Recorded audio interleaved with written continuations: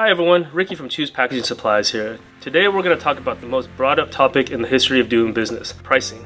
With supply chains opening up and raw material prices dropping, freight prices going back to normal, we want to address price decreases and why you see them in some areas and not in others. After speaking to manufacturers all over the world, we've gotten very similar answers from almost all of them. When raw material pricing was skyrocketing and lead times were extremely long, everyone started ordering with the fear that prices would continue to go up and they would run out of material and they couldn't continue production. So everyone started hoarding materials, raw materials, just like they were doing with toilet paper, face masks, anything like that.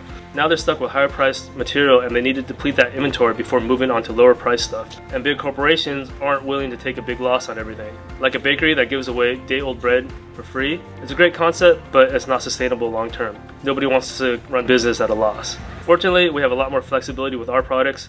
So we've been offering price adjustments to our customers whenever possible. And whenever the manufacturers do lower their pricing to us, we're more than happy to pass those savings on to our customers. We're always here to help when we can. For more information on price increases, decreases, and the supply chain, please visit our website at www.choosepkg.com.